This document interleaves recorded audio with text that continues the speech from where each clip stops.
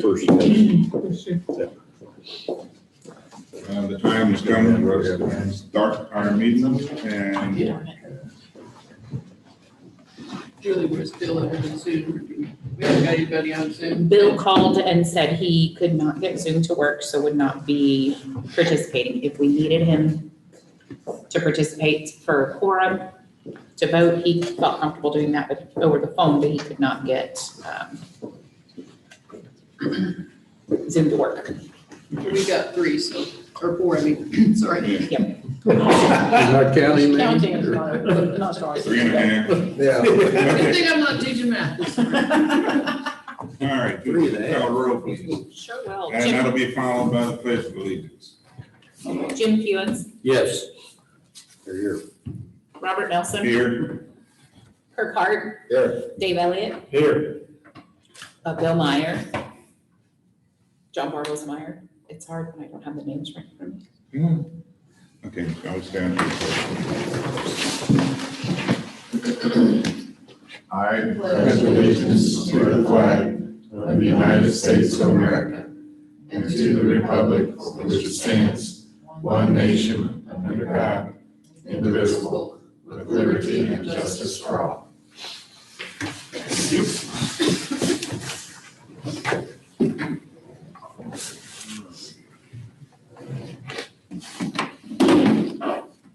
Comments from the chair. Chair isn't here, so this chair doesn't have any comments at this time. So we'll move on to the consent agenda. Item A, approval of agenda. The approval of minutes of previous meetings. Attached are the minutes of the regular board meeting conducted on June 21, 2021. Approval of treasurer's report, bills and claims. Attached are the bills and claims report. An additional list of bills and claims for approval will be provided the night of the meeting, and I think everyone has those. Okay. Item D, approval of personnel action additions. Ben, is it Kuiper? Keeper, assistant baseball coach, effective June 1, 2021. B is Sean Davidson, assistant football coach, effective July 1, 2021. C, Jeremiah Taylor, assistant football coach, effective July 1, 2021. And D, Sandra Thierry, accounting clerk / cashier, effective July 12, 2021. E, Rachel Stoffer, biology instructor, effective July 26, 2021. So that puts the president out of her job. F. It's Ashley Page, communications instructor, effective August 9, 2021. Separations is A. Jake Harvey, assistant baseball coach, effective June 30, 2021. Justin Harmstocks, assistant football coach, effective June 30, 2021. And C. Cam Robinson, assistant football coach, effective July 30, 2021. Recommendation, it is recommended that the consent agenda item be approved as presented. Just had one question. Jake Harvey, was he transferred to another position or did he leave altogether? He left all together. Unfortunately, his fiance got a position as the head tennis coach at the University of Arkansas, Fayetteville. Yeah, because wasn't he transferred to another position? We were going, hopefully he was going to take over as financial aid director. And so he was transitioning from baseball to financial aid. And That's what I was but thinking. when Okay. she got that job, then. Make a recommendation, we approve the agenda as given. I'll second it. Second moved and seconded. Any other comments, questions? Elliott, Yes. Hart, Yes. Bartles Meyer, Meyer, Nelson, Yes. Hewens. Yes.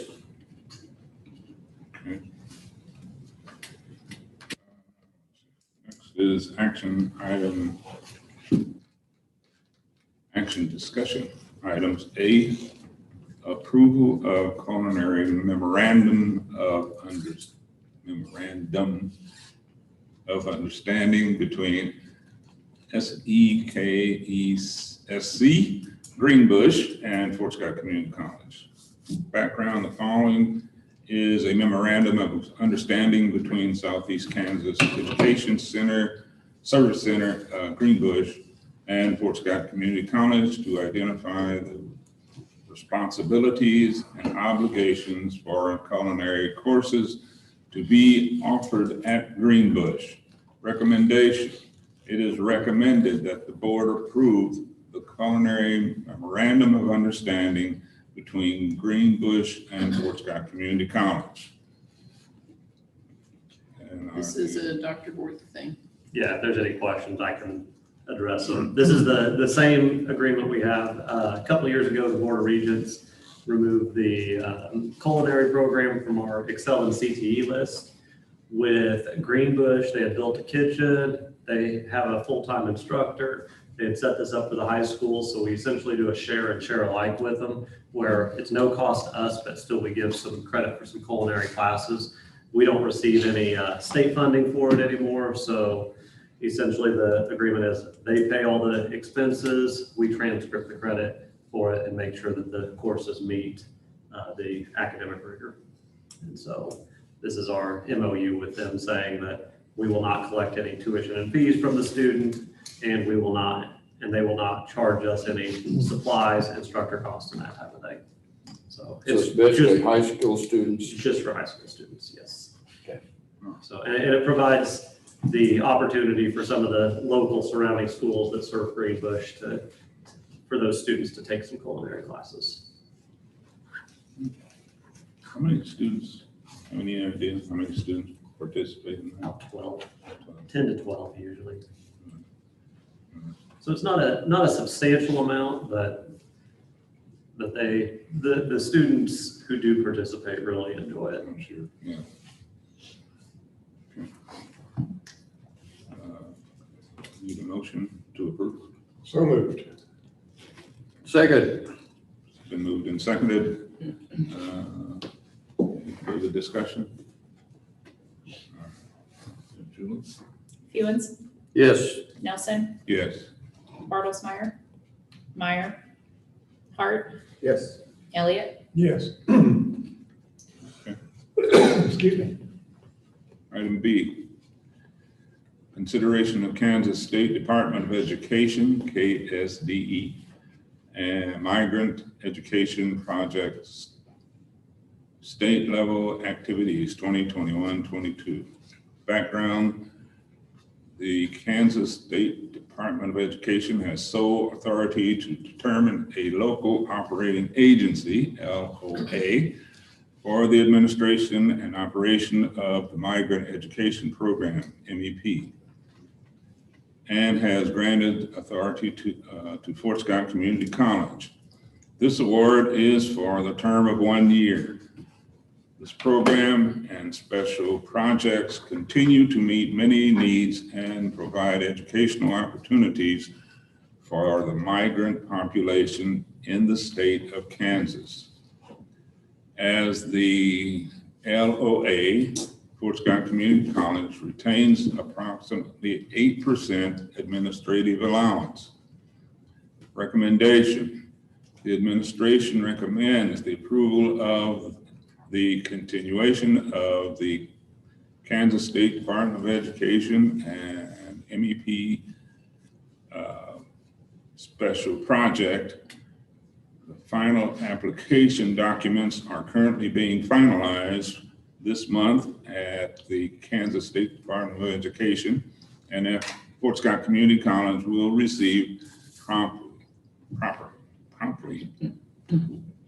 The total budget for the 2021-2022 fiscal year will not exceed $1,259,000. The 8% administrative allowance will not exceed $92,000.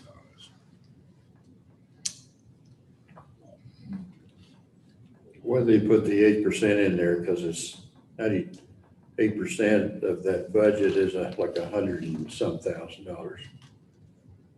Well, it's probably because we have several special projects that fall under that. So the migrant education program has different state travel budgets that come into that. And this is the program we have facilitated for 16 or 18 years where Yes. we have this cooperation. We've recently taken on new advocates that go out and recruit as well.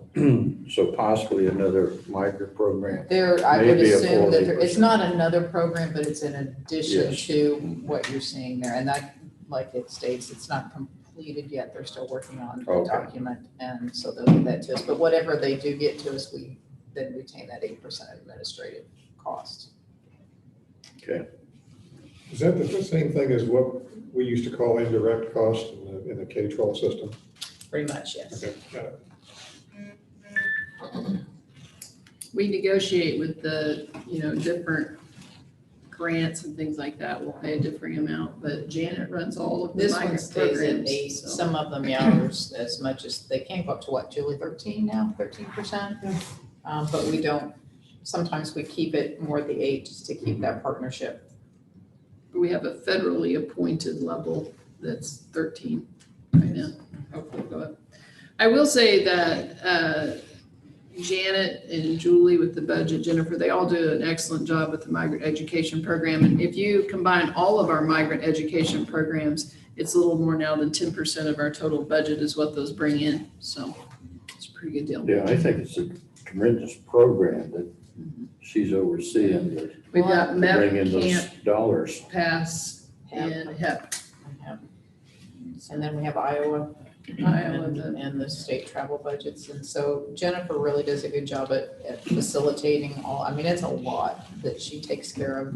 Jennifer Quick facilitating all of those and keeping them all straight and assisting with their travel and their budgets and all of the pieces that come into play. It's a lot to keep track of.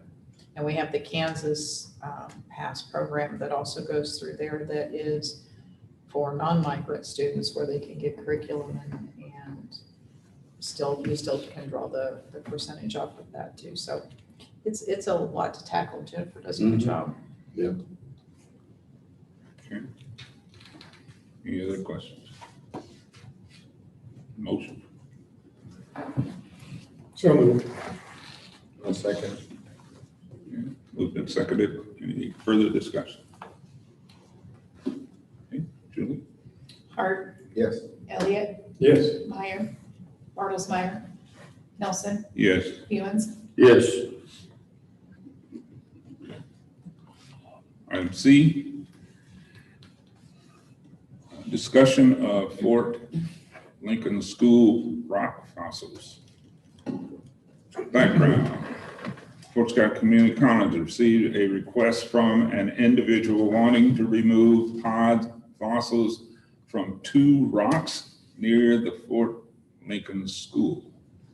After a brief discussion during the June board meeting, the topic was tabled so the source of the rocks could be identified before approving any further action.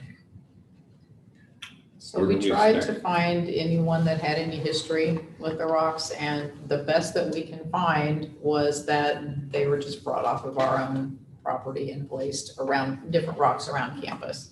And we believe that those rocks were just part of that. So we don't think anyone has sentimental value attached to them. Bob doesn't have any He sentimental could care value. less. He said, what rocks? That's kind of what I figured. Yeah. So then otherwise, we need a motion then to approve the request from, we didn't have a name. So I make a motion, we approve the request made by some individual, whoever that might be, to take the fossil out of those rocks? What are they gonna do with that? John knows who it is. I can't call the name now, but he basically, I don't know, he's kind of interested in things like this, and he will give them to us, I guess, for display. I mean, obviously, we don't have an anthropology department, but it will be interesting. We'll probably, Mr. Doyle will probably have Robert Doyle take a look at him and see what he thinks, and probably Ely, and I don't know what else, so. Yeah, we don't have any geologists. Yeah, we don't have any geologists. We have some people that like rocks, but I like rocks, so.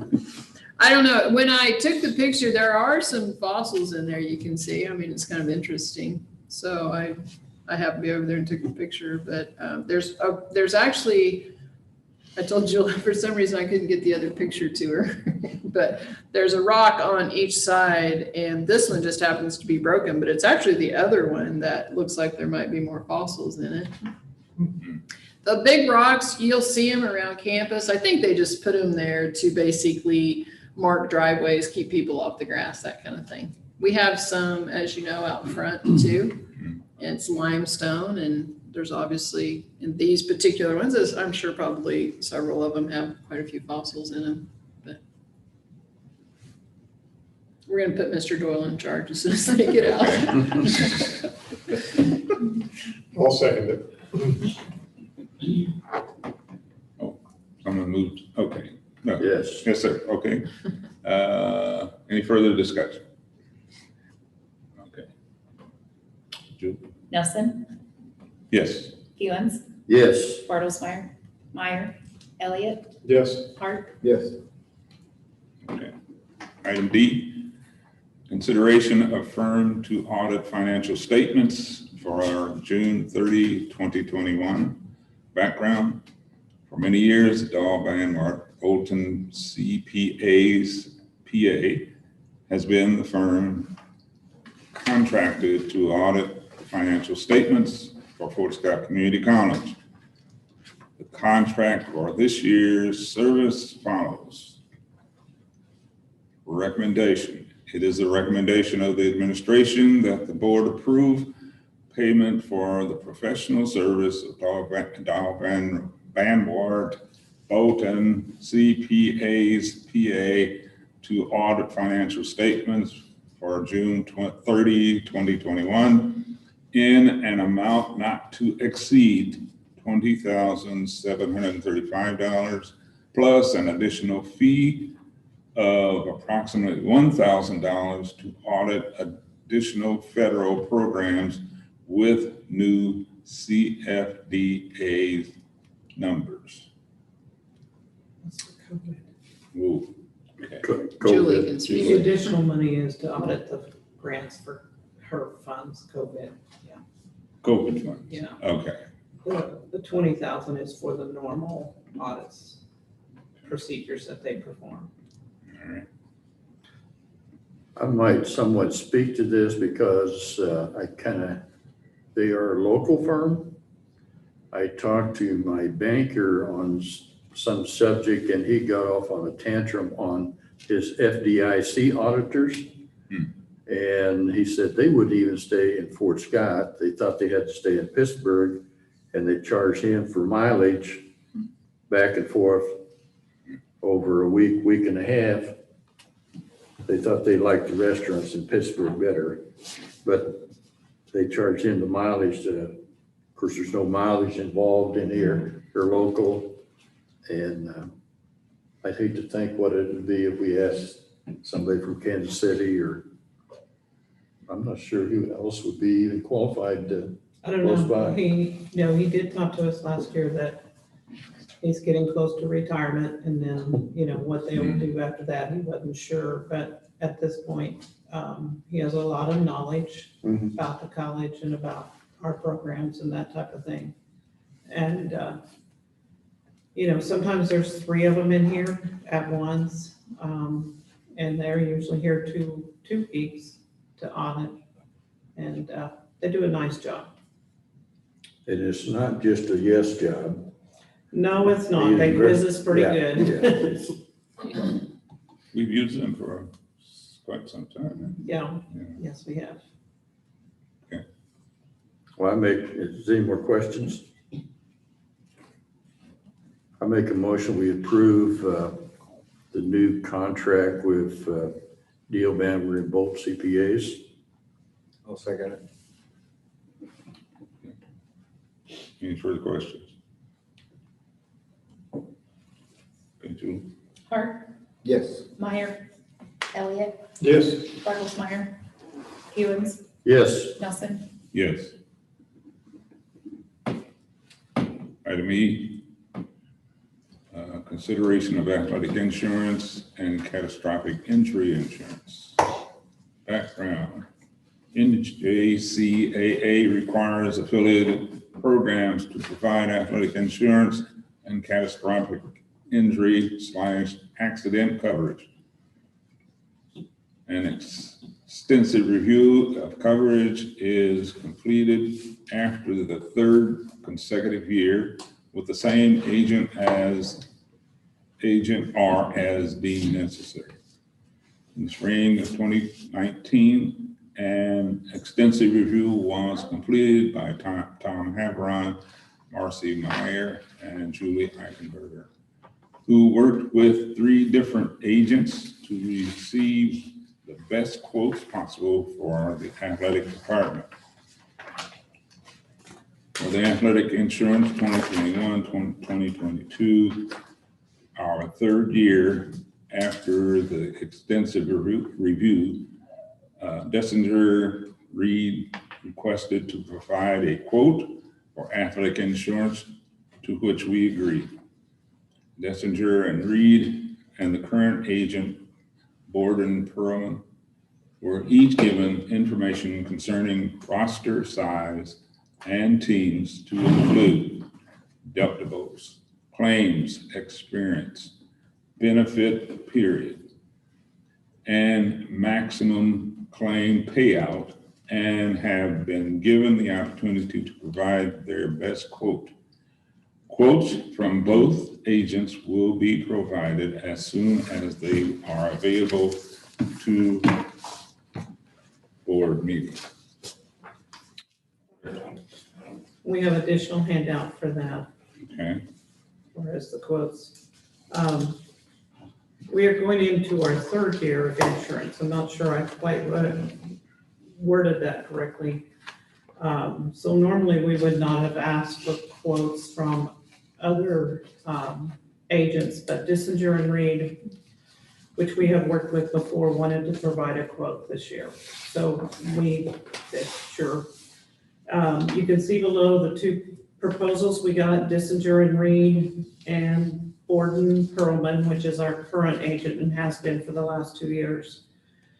We're going to recommend Dessinger and Reed. We've had good working relationship with both, but there is quite a difference between cost between the 2. yeah.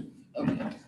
And Dessinger and Reed is more local than Borden Perlman. Dessinger and Reed is out of Overland Park, where Borden is New Jersey, I think is where they're based out of. So you can see the 2 quotes, Dessinger and Reed for athletic insurance is $144,000. Catastrophic, which we also have to have catastrophic athletic insurance, is $13,427 with a 10-year benefit. That's what we're recommending. There is, and I know we've had previous discussions, so I will put that out there. Dessinger and Reed did supply us with, if we go to the 4th page, I guess it is, on the back.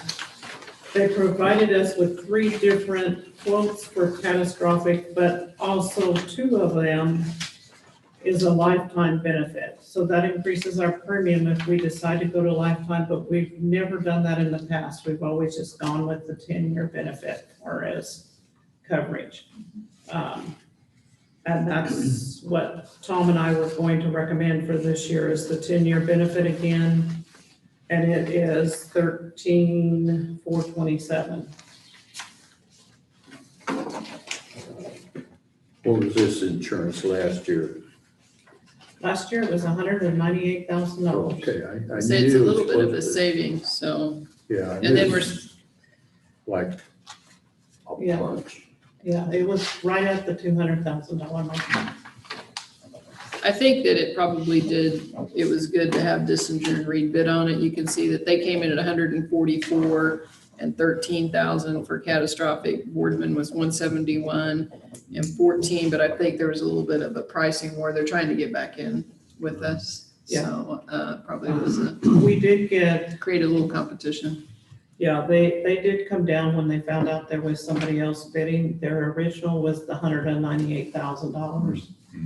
And I don't remember exactly what they asked me, but we did tell them we had other vendors that were bidding and they needed to give us their best quote. And so they come back with the $171,000. We're in kind of a unique position in that we have football and rodeo, and both of those sports create sometimes some major injuries. Now, students a lot of times carry their own insurance. This is just over, above and beyond that and catastrophic, but it is still and always has been quite a bit. Actually, it's down quite a bit even from 5 years ago when we were up around 260. So it kind of depends, of course, on the injuries that we've had. We try really hard to do a lot of preventative things, as you can imagine, and I think that that has helped our athletic trainers, the coaches, our athletic director have all done a good job of implementing those pieces of preventive things that I hopefully have helped us. That doesn't mean that, who knows what year we'll have. Hopefully we won't have a lot of injuries for our kids, but some of the things that we had left over from before, we had a fairly severe head injury, I think, in rodeo that was kind of haunting us, and some other things in terms of insurance, so.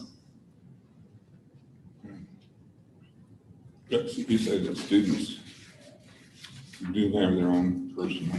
We don't, now I hope I'm not wrong about this, we do not require that they do. Whereas many institutions require that the students carry their own health insurance. However, many of our students do have health insurance. Some of our students, however, and we've tried to take advantage of this, for instance, if I'm from Georgia and I am on the state plan in Georgia, so I'm on their Georgia state plan through their state or government. That obviously does not work in Kansas. So what we do is for students, for instance, that have ACL injuries that can wait for them to have surgery, we tend to try to wait until they go home for Christmas to get that surgery. If it won't wait, we do try as best we can to send them back home to have those surgeries where their state insurance will pay for that. Because we do have a lot of students, due to their financial need, are on a Medicare program. But it works much better if they can go home and have those surgeries. And like I said, it depends on the injury. Some injuries absolutely cannot wait, Right. but some can. So we've done, I think, better managing that. Yes. I'll move we approve Dissinger and Reed. Second? Been moved and seconded. Any further discussion? Okay. Meyer, Bartles-Meyer, Stevens, Yes. Nelson, Yes. Hart, Yes. Elliott, Yes.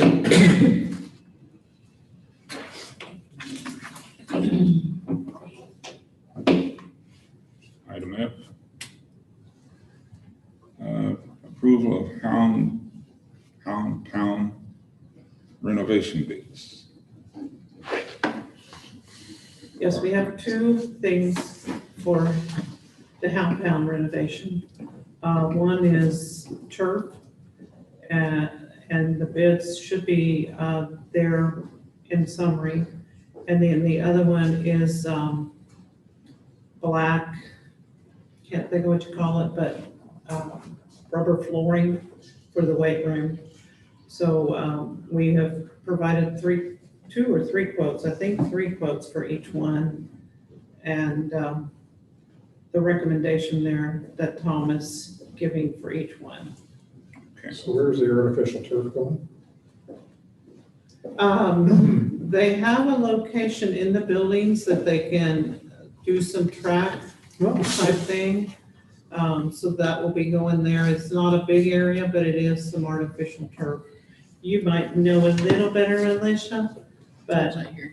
Well, that's okay, that's as much answer as I need. I'm happy. I know I've heard Tom talk about it. It's just long enough for them to kind of line up two or three side by side and You know where the building connects there? It's a nice size area. I don't know. It's if you've been been out forever there. since I've been. Okay, well, it goes through there. Like whoosh. Yeah, it's kind of like, yeah, it's kind of just like a, a narrow, it's like a highway that the Gotcha. jerk will go under and stuff. It is. I apologize, I don't. That's a Tom thing. And he's at a conference in Oklahoma City. No problem. Okay. So for the rubber flooring, recommendation, administration recommends the approval of Abacus surface for rubber flooring at $13,176. I can tell you that Tom has done a lot of research on this, and it's interesting because you can see that the high bid was $38,750, and then we had 2 other bids, one at $13,176 and the other $13,430. And so I asked Tom, kind of what the difference is. He says that, they're all good products, and it's not like we're getting bottom of the line or anything like that. But so he said the affordability of it more has to do with these companies about wanting to work with you in some other areas as well, I think. And so, kind of doing a bid to get in and then hopefully be able to work with us on some other stuff. Because as you know, baseball and softball have both been trying to raise money to turf their fields. And my understanding is that these companies are interested in working with that as well. So I don't know what you call that, but kind of an entry bid kind of thing, I think. Okay. According to Tom. Further discussion. Okay. Okay, I make a motion, that we approve the recommendation of $13,176. I'll second. Been moved and seconded. Are we doing these separately? We need. I think so, Julie. I think we have so to that because just they're the different. background was kind of the same for both of them, so we put them on one page. Okay, oh, okay. But yeah, that's a good question. Any further discussion? Julie? Fewens, Yes. Nelson, Yes. Hart, Yes. Elliott, Yes. Bartlesmeyer, Meyer. Item 2, artificial turf. I'll make the motion to approve IGS at $15,200. I'll second that. Any discussion? Meyer, Bartlesmeyer, Fewens, Yes. Nelson, Yes. Hart, Yes. Elliott. Yes. Okay.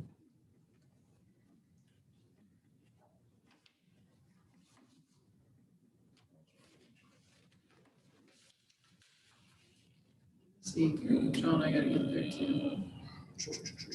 43. I think it's 43.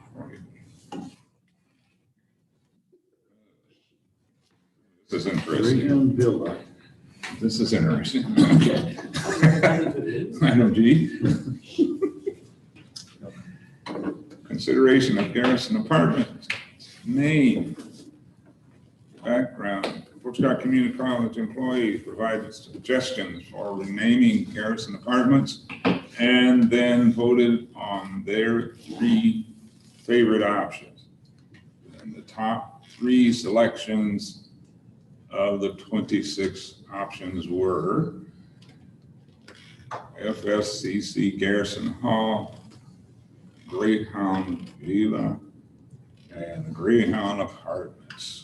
I want you to know that we sorted out the inappropriate suggestions. Can we see those later for fun? Somebody has I'm a sure sure. someone will. I'm just really disappointed that mine didn't make the list. That's because I marked that one off. Okay. I like the corner, didn't you? Might have gotten more people wanting to live in it. You never know. I was trying to recruit students.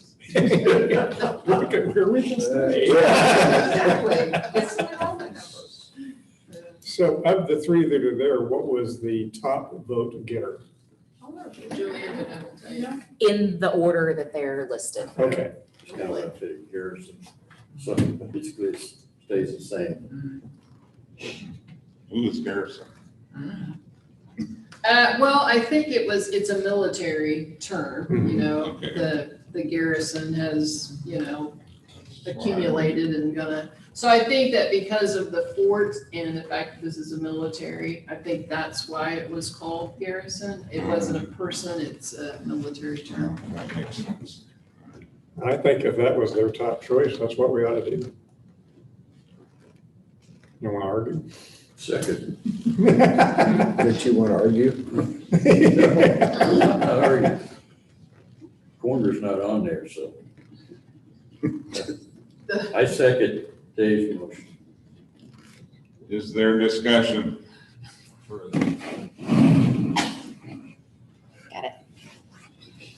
Got it. Garrison. Okay. It will save us some money if we use that sign. Another win. Just take a magic marker. So we just X it Okay. So it's a Garrison then. Yeah, but we changed it. It's not Garrison Apartments. We're calling it Hall. So, but actually, the person that will just call her out, Tracy Springer, said, hey, like, it is a military town. And so just to kind of, and everybody, honestly, everybody talks about Garrison. And so it's probably. It's probably Adam's, I was gonna make a comment, it's probably Adam's We know. idea a couple weeks ago when all the Don't football. give him that kind of credit. Well, I'm not true. We're coming on campus, there was 2 cardboard signs out of the entrance that said Fort Scott. Fscc. This was not my idea. It wasn't your idea. That was football. That was all. I thought that was pretty unique. Really? I was on vacation. Okay. With the big electronic sign, we didn't catch it. It was not me. I pulled in that morning and thought, for goodness sake. They were cardboard signs? Yes. Yeah, I know. Why do you Arrow have to know pointing. that? and it wouldn't even, Like you couldn't tell? Yeah, no, it was the cardboard sign stuck in the ground that said FSCC with the arrow pointing Yeah. towards campus. The big signs that said Yeah, the FSCC, big- Fort Scott Community College. Yeah. Illuminated sign. yeah, right next to buildings. them, right next to them. Yeah. With the red electronics going across, it wasn't FSCC would ever have given it away. Actually, it's registration, you know. Yes. Know the difference. Oh. Check in. I donated the cardboard. Okay. I was giving you all the credit, Ed. I appreciate it. All right, we have a motion and has been seconded. And is there any further discussion? Okay. Hewens, Yes. Nelson, Yes. Meyer, Bartlesmeyer, Elliott, Yes. Hart. Yes. Okay, we have a Garrison. We have an item H. I think we have, Yes, they all have one. all right. Item H. Consideration of staff increases.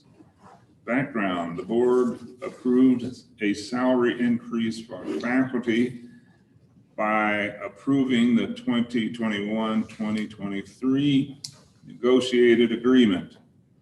This year's budget that will be presented for approval in September 2021 includes a salary increase for full-time, non-faculty employees at $1,800 per person.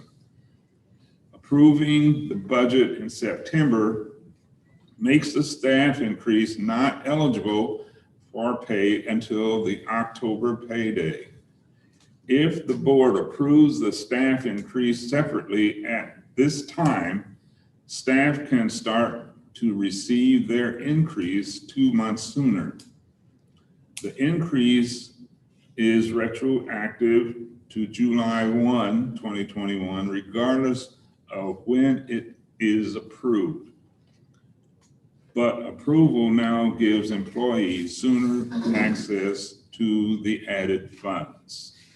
So it is recommended that the board approves the staff increase of $1,800 per full-time employee who was employed prior to May 1, 2021, as FSC salary increase policy states. I can speak to this a little bit. So with the new budgeting process, that pushes back our entire budgeting cycle. And I didn't realize that. So the way our raises work is typically whatever we negotiate with the faculty, we also take that amount and give it to the staff. And so it's fair. The faculty, you guys voted on their contracts at the last board meeting, and so they received their raise in July. So they received their raise the first month of the fiscal year, which would have been, I guess, just last Friday or Thursday. I didn't realize until Julie was telling me this. I don't know why I didn't realize this, but I should have. We typically wait to give the staff their raise until you guys approve the budget, which pushes theirs back a little bit. But now with the new budgeting process, it pushed it back clear to October, which isn't fair to our staff people to have to wait that long on the raise. They would still get the money, but it also gives it to them in a lump sum, which of course has some tax implications that, you know, cause them. Now, eventually they would get that back, but that still does pull it out then.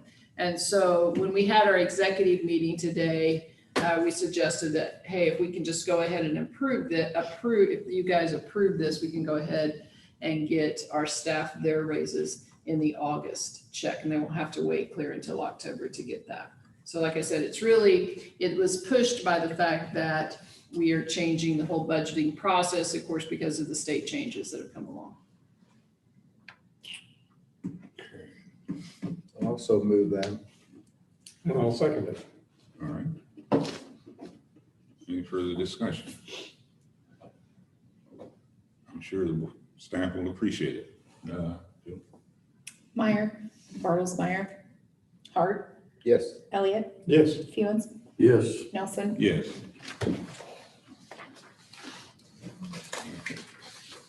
And I'm sure they thank you very much for that. Items for review. That's me. And you get, of course, Kirk does a wonderful job at the Gordon Parks Museum, and we have a lot of people tell us how appreciative we are, not only of his knowledge and expertise, but certainly about his passion for all things there at the museum. We have a great board, also the Gordon Parks board that works with that. These folks came down for a tour, and he always takes the time to individually visit with people. I don't know of this person. I don't know if any of you do. I think it's Fritzemeyer, I believe is the name. And anyway, they just took the time, which is always really rewarding to see that somebody took the time and say, hey, you've got some folks doing it right.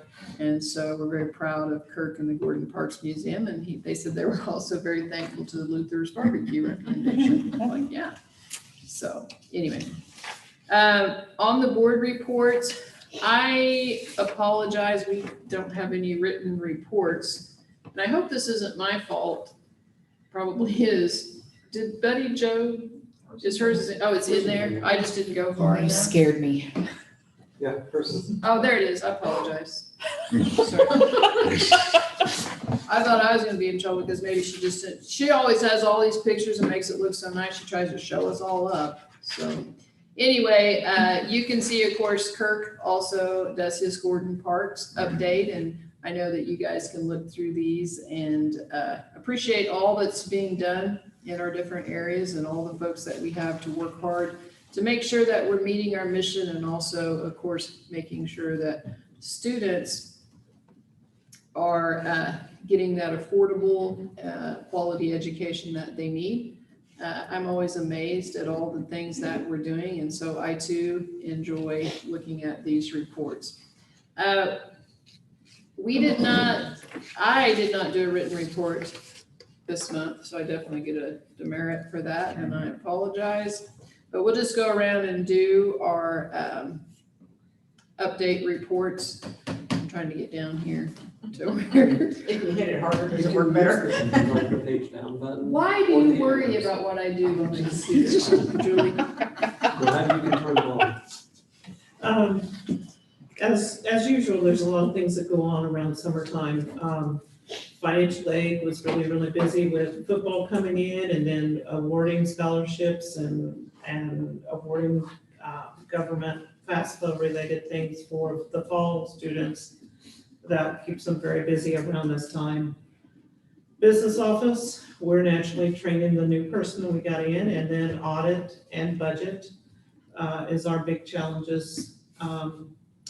Maintenance is doing a great job of keeping us in between the rain, pretty much mowed down. That's been a challenge for them. And then their big project for this summer is bringing into code compliance the garrison apartments and that type of thing, and trying to get that done on a timely basis. The bookstore's busy with their books. We have a few new textbooks we ordered this semester for the fall semester, and logistics of bringing all the vehicles up in line. And so that's pretty much what's going on with us.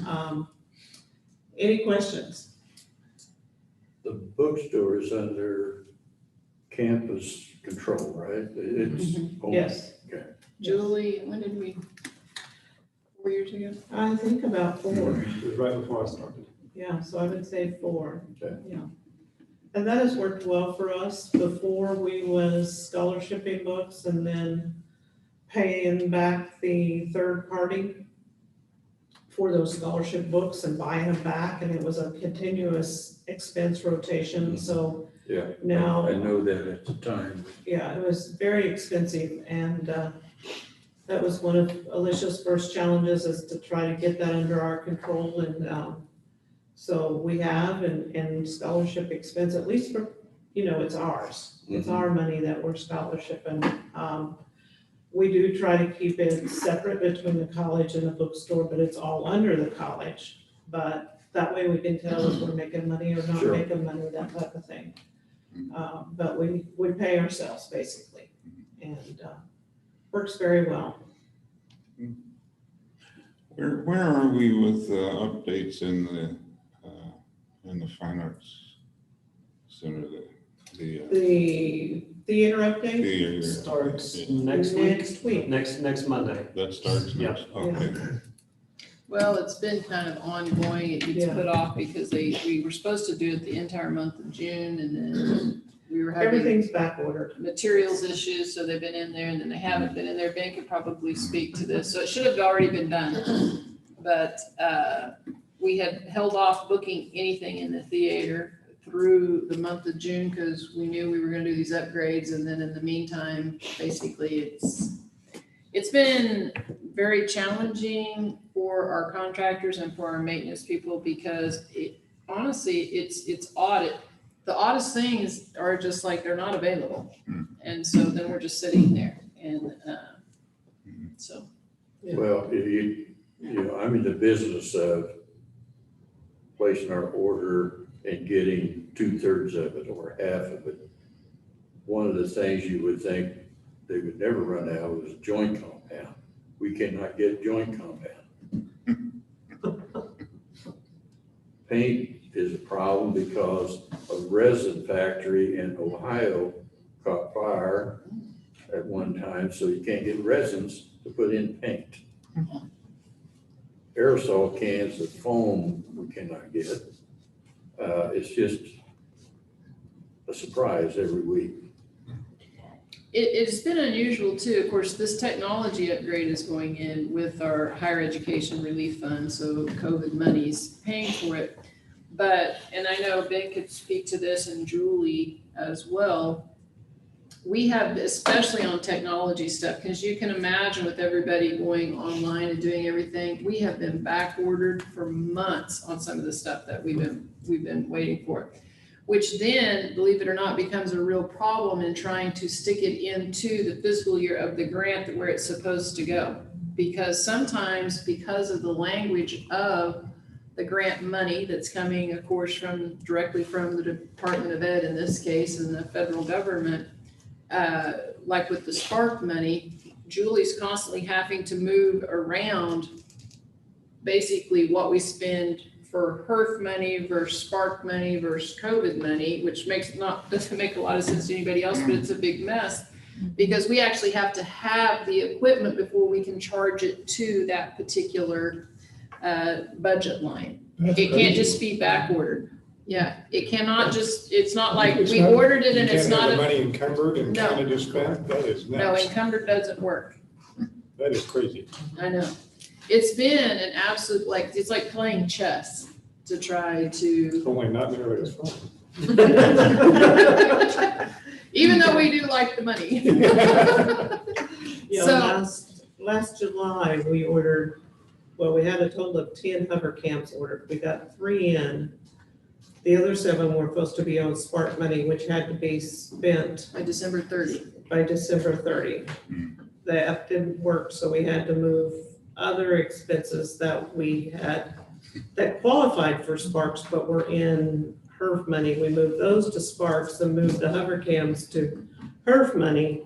And they just come in, I believe, last week, because we're beginning to get invoices for them. And I was beginning to wonder if we were gonna make it this fiscal year, and I really can't carry them over into the next fiscal year. So they came in and we can pay that and get it in. Good. Sorry, I asked.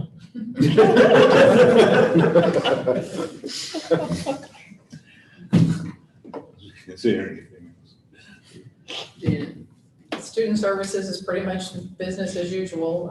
Advising is busy getting students enrolled.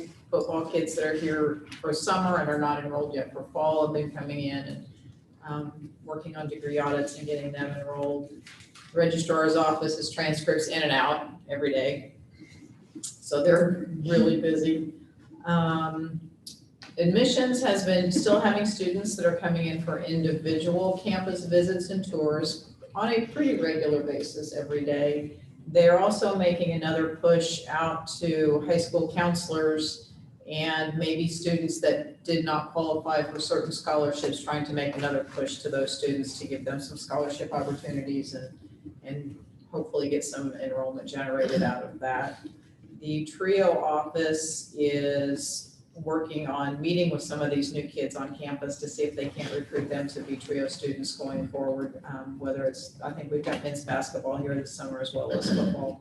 So they're reaching out to them and making those. And they're starting to make their conference and meeting schedules going into the fall semester. So making some of those travel plans to be able to actually get some professional development in this next year too. So everybody seems to stay pretty busy. Over in the Student Success Center is very busy with football kids coming in, utilizing some tutoring services and the computer labs as well. So they're in there a lot every day, which is nice. It's nice to have students back around and not just look at adults all day. So, well, I shouldn't say adults in point of view. Saw that one coming. But it is very nice to have students on campus. I can't win. No, you can't. So. All right, so just a couple of updates from our office, and I like giving an oral update because I can tell a little bit of a story.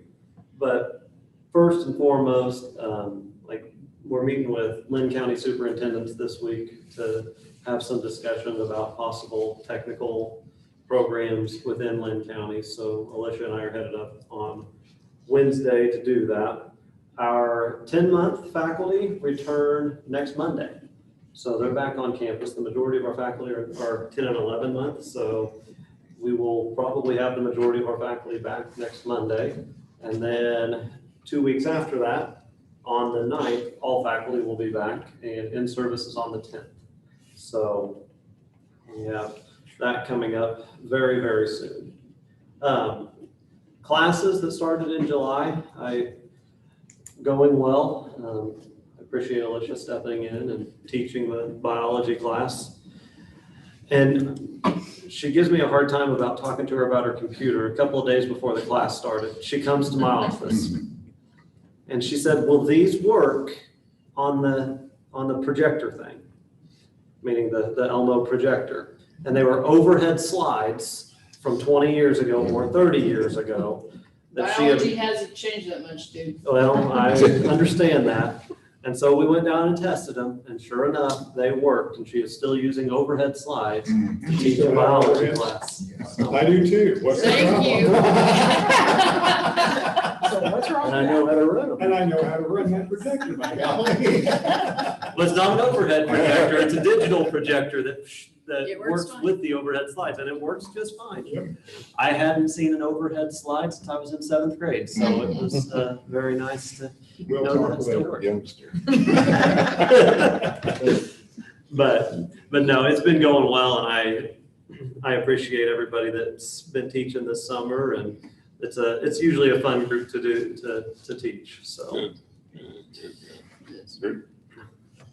So a couple updates, and like I said, I do apologize for not getting a written report. Just a little bit on housing, as Julie indicated, we're moving forward with Garrison. We did get a, well, I'm not sure exactly what it's called, but we got something from the state fire marshal that says that they approved our plans. That doesn't mean that we have checked off on everything, but they approved the preliminary plans that went to them on what we plan to do. So we will sprinkle over there. We will also have, of course, hardwired an alarm system.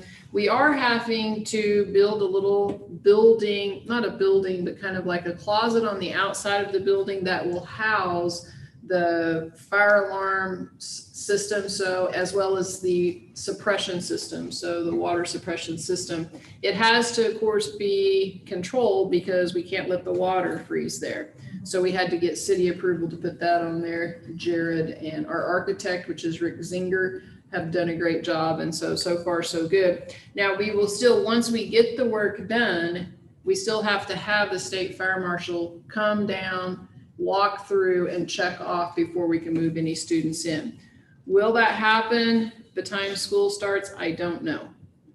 That would be a very optimistic timeline at this point, because again, what happens is if we can't get materials, that delays us a little bit. And then once that delays us, we can't get the state fire marshal down. And honestly, with the state fire marshal, I mean, it's their timeline.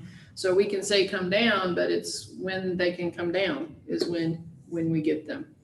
The other things, some of the things that you may have noticed over there, we had to move those stairways to the end because of fire code requirements. We also had to widen the steps. We had to put in some more landings, and we also had to change the railing. It was too far apart. So there were several little things that have been done, but I think already you can see the differences over there. And so we're excited about getting that particular housing up and going. You gonna have to do anything on the back side of it for regress? We're not, because we're sprinkling. Okay. That's an excellent question, but there are those balconies back Right. there. And that was discussed, but in the plans, because we're sprinkling and because actually the windows are big enough, they could jump Regress out or regress. jump over, but also we have regress in the front. Okay. And so that worked out. So the other housing issue that you may be wondering about, we do have housing at Mercy. We have students there right now. I did get a certified letter from Mercy today that they have transferred ownership to the county. I have sent an email to the county. I have not heard back. We did send the rent check to the county because Mercy said they had already prorated with the county that portion of it. And so our rent check went directly to the county and not to Mercy. The lease that we had just signed, actually, as you recall, you approved that at the last board meeting, is a transferable lease. But remember, it is month to month because we hope that it's temporary. So we're hoping that we can stay until we do not need that housing anymore.